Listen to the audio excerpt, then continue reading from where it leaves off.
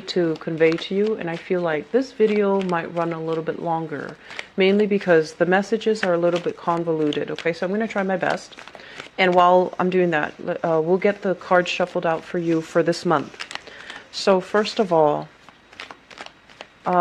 they mention here very, very strong protection. You have some spirit guides, passed away loved ones from the paternal side of the family who are trying to come into the picture and communicate with you. And one of the messages that came out strongly through this is they're saying that you were given the right preconditions to thrive, to flourish. Once almost there, almost at the apex of your ultimate achievement, of your ultimate potential. And so you're meant to be there so that you can also be the catalyst so that other people can thrive, other people can flourish, so that you can uplift people in some way. And I'm also feeling some of you are just like, well, that's not me. I was, given the short end of the stick. I had a lot of responsibilities dumped on me at a very young age. I've had to take care of a lot of people, and I feel like many of you found yourself, at a young age where you were always the responsible one. And because of that, parents expected a lot more from you rather than your siblings. And it almost felt like, it was like double standards, right? And then others, you were always a lot more emotionally more mature than your peers. And so you felt like you had to sit through very tedious, very superficial conversations. And you felt like the friendships just didn't bring you that sense of emotional homecoming, emotional satisfaction, emotional embeddedness. And it can feel very, very lonely being a Virgoan child coming into the world where we feel like we couldn't connect with our siblings. And then going out into, school, into the public space where we feel a little bit like we couldn't connect emotionally with our friends, our peers, people that are in our same age group. And then you find yourself, inevitably as an adult, and in every work environment, you outperform the people around you. And you're like leaps and bounds ahead of them in terms of your personal sense of work ethics, in terms of your personal sense of responsibility.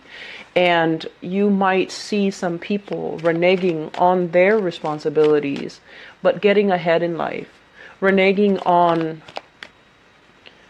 just like cutting corners, or people that talk really big, but when it comes down to how much do they really know, they might not be able to deliver. And you see them succeeding. You see them making strides in their professional life and making, really positive, professional upgrade. And you're just like, how is all of this fair? And so going back to the first message that I mentioned, you are given the right types of nourishment so that you can grow. And I'm given an image of a tree. And if you think about a tree, it needs to basically get battered left and right by wind, by, inclement weather, by rain, by whatever adversity the universe decides to throw at it, so that it can form a very, very strong, trunk, so that it can form strong limbs, so that it can, continue to thrive and flourish and provide shade for everybody else. And so is it, fair to compare us to the tree? But I feel like the right nourishment is the right amount of love, is the right amount of opposition, is the right amount of challenges, so that you can grow to the most, the optimal human being that you can be. And the right amount of nourishment in your mind has always been love, affection, acceptance, justice, right? Like all of these things, that these really high moral ideals that you believe in. But when a life is too smooth, too easy, it can make people very, very complacent, sometimes lazy, sometimes, taking things for granted, kicking up their feet, coasting through life, cutting corners. And who knows, they might still get ahead. But the point here is that you have to really think about what is the right types of nourishment that we can give to another person.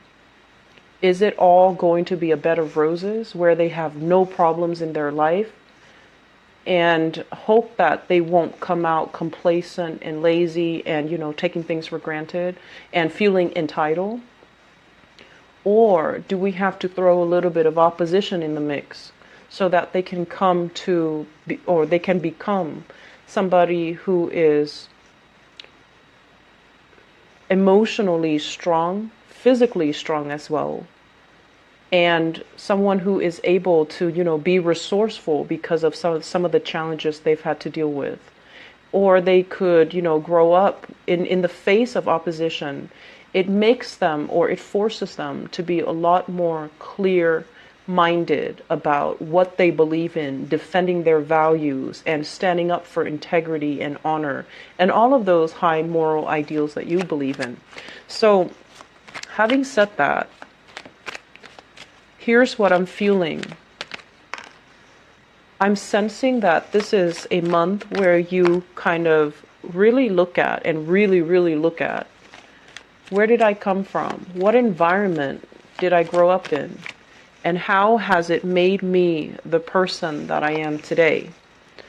And then how does that prepare me for the adversity, the challenges, as well as, the career path that I'm supposed to be in?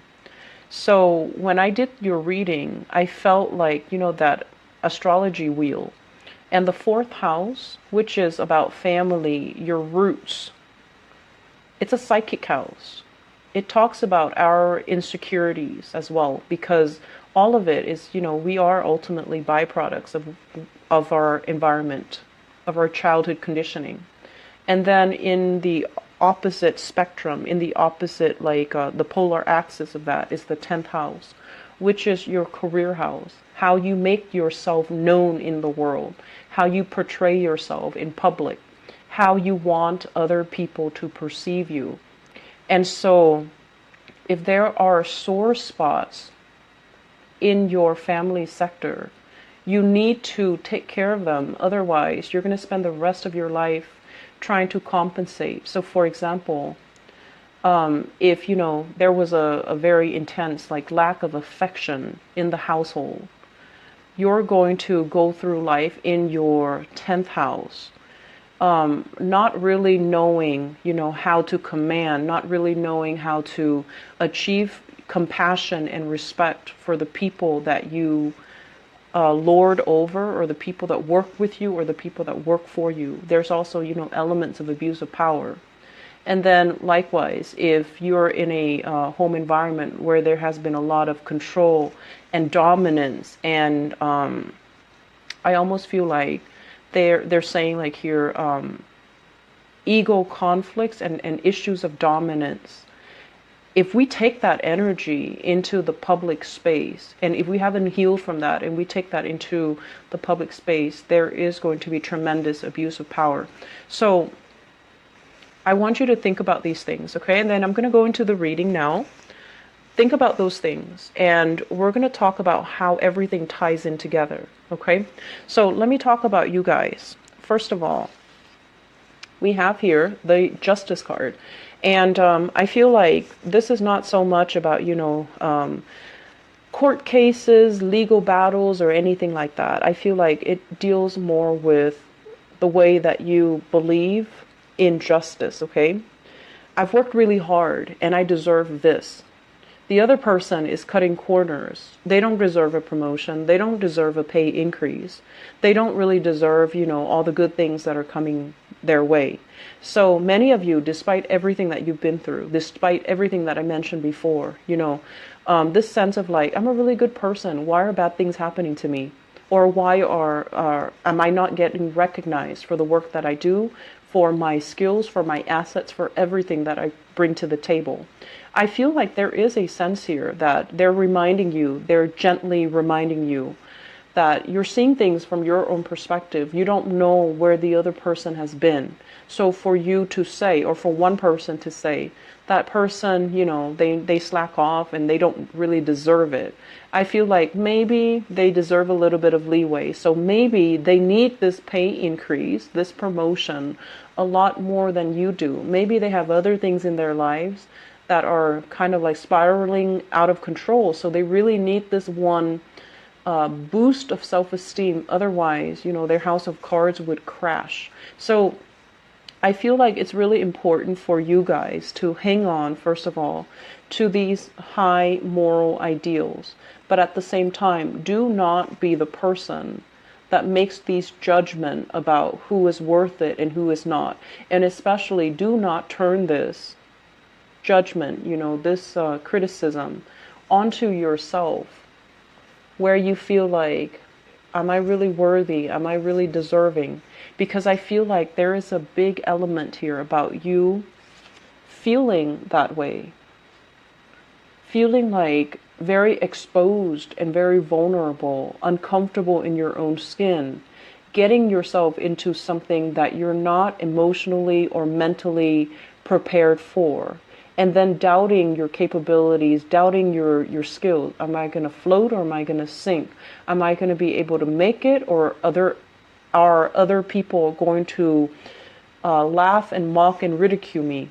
Okay, so this energy here, I feel that, the fourth house, like I mentioned, it's a very psychic house, and it deals heavily with, things that we hide from other people, things that make us really uncomfortable. And I feel for many of you, this is being in the limelight, being in the public eye.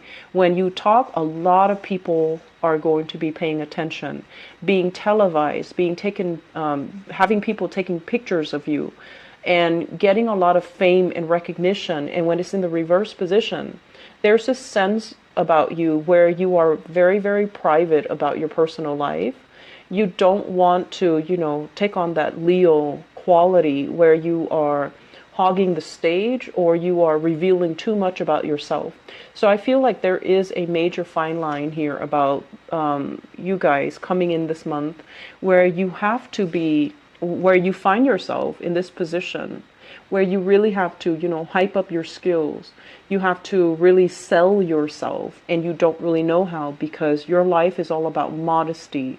It's all about, believing that good things will come to good people. But sometimes we need to give ourselves credit when credit is due, okay? So if you meet somebody new and you want to impress them, you want to land that job, you want to get that loan, you want to get that grant, get that funding, you need to hype up your skills and your assets. You need to stop being bashful. You need to hype up, the adversity. Where have I been? What, situations have I had to overcome to get myself where I am right now?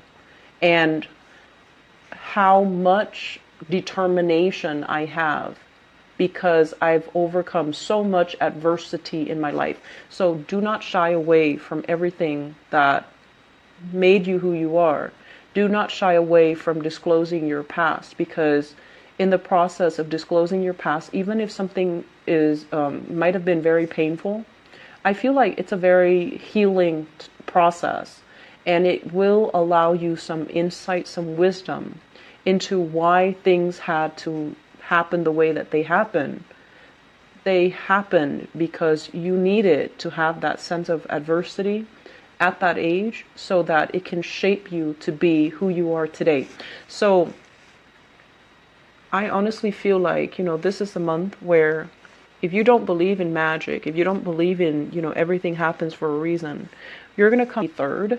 You're going to come out of it thinking, I'm still alive and life is great and, everything is magical. And so I feel like there is a fairy tale ambience that is happening through this entire Mercury retrograde cycle. You're going to come out of it with all the fog lifted, questions that were unanswered, things that were very unclear, people deceiving you, things that you might have felt like there's something up, but I can't really put my finger on it. All of that is going to clear up, and you're going to know exactly what happened and where you stand with people. So we're coming, out of this Mercury retrograde cycle with a lot more clarity, with a lot more, I want to say, insight into other people. Why did this person say it like this? Why did this other person not say anything? Who are my allies? Who's there for you? Who's telling the truth? Who has my, who is supporting me, and who's really, working against me? Who do I need to leave behind, and who is really showing their true colors? So I definitely feel that, you are a really, really good judge of character.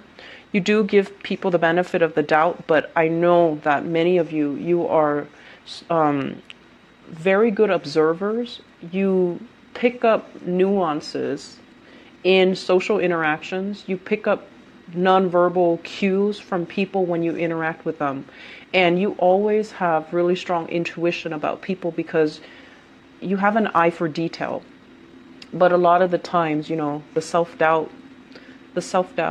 I could be wrong. I saw this, but I could be wrong. Or I felt this, but I could be wrong. Listen to your intuition, because I feel like it's never failed you in the past. It's helped you survive some very perilous situations in the past. It helped you navigate things. It helped you find things when you needed resources, but resources were not available. Okay? So moving forward, I'm going to talk about a few more things. I apologize for the noise in the background. First of all, this is a card about self-employment here. So for those of you who are thinking about changing a career path, or, at least like segueing into a career path where you can expand your business, be a business owner, start a home-based business, or even start collecting clients. So in order to start your own business, recruiting people, getting, even funding for some type of a home-based business, or to start up something. Startup comes to mind. So I feel like it could be technology. And I feel like for those of you who are not heavily, technological, you might need to employ other people to work under you. And these people have the technological know-how, and so they're working under you. And it can feel very, very scary when you are not an expert in your field and you're trying to venture into that field, and you have to delegate responsibilities to other people. And they're experts in their field, but you're overseeing the work, and you might not, know 100% everything that's happening. So that process of like having trust and faith that the other person is going to do their, uphold their end of the bargain and do the job properly, I feel like it's still very, very scary. So I feel some of you who are business owners, you're contracting out your work. You're hiring new people, you're overseeing the new people doing the work for you, and it can be very, very uncomfortable. And you're kind of battling yourself to not micromanage, because you know that, micromanagers are not very well liked. And then you also know as well that if you breathe down their shoulders, they're going to be resentful, they're going to be up in arms. But you also know that you have to give them, incentives for them to work fast. You also know that you can't give them way too much leeway, because then they're going to feel like they're self-employed and they're going to work at their own pace. So trying to find this middle ground where we don't micromanage other people, but we don't at the same time become an absentee boss and just let the workers run the ship. I feel like it's a very, very fine line, and some of you need to find a way to rectify the situation. And I would say that, the best policy overall is to be very strict in the hiring process. Who you bring on board, do they have good recommendations? Doing that to begin with is going to save you a lot of trouble. So you're in the process of experimenting, and I feel like it's kind of like at the later stages of this process of experimentation, because you've already got some things finalized and you're already on track to recruiting possibly the best of the best and people that you trust. So I feel like there will be a lot of opportunities for collaboration. I feel that there will be opportunities, for leisure time, mainly because other people are doing the work. And you're not going to be terribly busy, so you definitely have enough time to start a new venture, to start a new business, to do something on the side to create money for you. Look into the stock market, look into, investment opportunities, and, studying something that you've wanted to undertake but didn't have the time in the past, okay? So moving into this month, there is going to be a major, major change and a major overhaul in your financial situation. We have here the Four of Pentacles and an Eight of Pentacles right on top of each other. So this is kind of like releasing something that is very security oriented, something that we were very, very fearful to let go because we feel like, what's the alternative? Once I let this go, what else is going to be in store for me? Am I going to be the same? And in the process of letting it go, I feel like there's a doubling in income. So for some of you, this could also be like mortgages, selling property, selling things that you don't need, putting things even online, and getting rid of things that are really, clogging up your life, that are really bogging you down emotionally and physically, okay? Getting rid of things. So I do feel like a huge income jump here. So if you are adamant about, looking for work, because this is all about sending pieces of yourself out into the universe, either through resumes, through CVs, through some type of, especially online nowadays, online job recruitment portals. I do feel that it's going to allow you, the steps to get there so that you can double your income, so that you can achieve a lot more job satisfaction, have a lot more free time, even reducing the amount of hours that you work so that you can work and not feel pressured. So I feel that there is a process here of separation from a specific environment, releasing expectations and, releasing control in a situation. And once you are able to do that, you're going to breathe so much better. You're going to feel this burden, alleviating from your chest, and you're going to feel very, very, very happy and secure, okay? I feel as well, I mentioned earlier, I do feel a very strong maternal, paternal vibe, especially with this Nine of Pentacles. If you are at a point where career and work and money is flowing well, and you don't have to worry about, how you're going to make money, living from paycheck to paycheck, you don't have those concerns anymore. The major concern, I feel, is going to be family related, okay? And you're going to have to also relinquish control.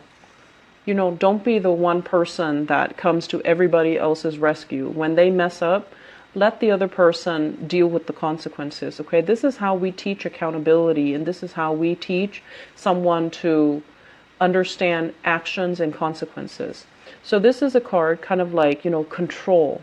A lot of the times we intervene, we step in for somebody. It's also because we want to be involved in that situation. We want to control the outcome in that situation. And we also have this, this latent inability to trust that the other person can do it the right way. So it boils down to control.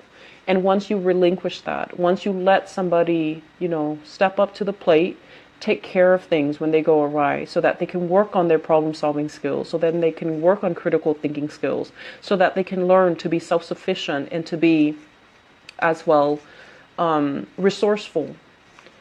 It's going to alleviate a lot of burdens for you. So if you've been kind of like that mother hen, if you've been constantly monitoring and taking care of everything, this is the month for you to delegate. This is the month for you to sit down and really think about where you're giving your energy away. Because in the process of delegating, in the process of trusting that I'm over here and the other person is in the office working, are they really working?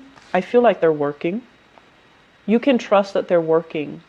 And so relinquishing control and allowing the other person to step up and take care of things, I feel like it's a major, it's difficult. And I feel like for some of you, it can bring about a lot of anxiety because you want things done a certain way. And I'm also feeling as well, it's almost like this Aquarian energy, this need to control and this need to have things a very, very, very specific way for no other reason than just because you want it a specific way. And so we have to let go of those irrational methods of behaving. Okay, so we have to let go of these things, and we have to aim for this sense of balance, this sense of harmony as well, that if we trust the other person, if we give them room and space to breathe and to thrive, that they're also going to breathe and thrive. And that pretty much, sums up the first 6 cards here.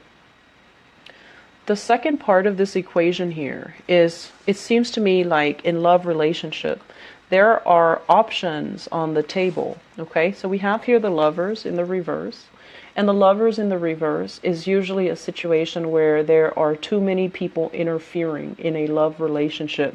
So you have here a fire sign, Sagittarius, Aries, or Leo. And I feel for some of you, this is somebody not approving of your relationship. And they're not disapproving of your relationship for no other reason than because they don't like the relationship. So it can be irrational. And then we have another person. This is a water sign, a Pisces, a Cancer, or a Scorpio. And I feel like for some of you, this is somebody in your life that is trying to move on. They're trying to exit the picture. And I'm also feeling as well, if you are debating between these two characters, if it's a situation where both of them are involved, I feel like the fire sign might be a more truthful, honest, stable relationship partner. I'm going to go into your love reading in a little bit, but I feel like this reading is very, very loaded, okay? It's loaded with messages, and I feel like it's very, it's forcing you to really think about, some of the things that you have grown up believing about yourself. Are you lovable? Are you worthy of all these good things that are coming to you? And I also feel as well, it's forcing you to re-examine some things in terms of, you've had to deal with a lot of difficulties at a young age compared to your siblings, compared to your peers, like I mentioned. And these are character building life events that shape you into the person that you are right now. And so if there are grudges, with siblings, with family members, if you're holding grudges, you need to let them go. You need to release them, because these people form kind of like a soul contract. They're here to help you get where you are today. They've had to make sacrifices, great sacrifices.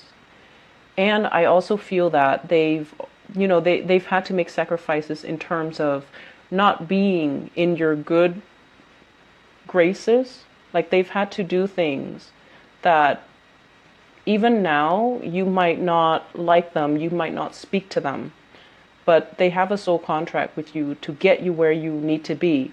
And so in the process of fulfilling their soul contract, they might have falling outs with you, and you both might not be talking. You're at a point where you're really, really happy, you're on top of the world, you're elated, and financially you're very secure. And they're at a point where their health is diminishing. If you have these relationships, you need to reconcile, okay? Because they're there to teach you some things. And I feel like in our human forms, we don't always make the best decisions, and we don't always heed our higher intuition. But I feel like there's something more at stake here. And I feel a lot of it has to do with, we needed to experience these things, these relationships, these ways of loving, these ways of behaving at a young age, because they're shaping you into a much stronger person. If you didn't experience the adversity, you might be at this point taking everything for granted, coasting through life, and, at the end of your life, having an easy life, but then not having that strength of character that comes with, living a life of adversity. I hope that makes sense for you, Virgos. I feel like you need to hear this message, and so I hope it is helpful. You have a lot of good things coming into the picture, but I feel that we have to rectify some things from our past. We have to set the record straight. We have to heal from some things, okay, so that we can move forward. All right. Best of luck, Virgos. I will talk to you soon. If you're feeling frustrated, wait until the end of the Mercury retrograde cycle. Everything's going to seem a lot better. There's going to be clarity coming in, okay? You're not going to be walking through this fog anymore. Everything will start to make sense, okay? And especially other people's intentions, okay? So I'll talk to you guys soon. Take care. Bye-bye.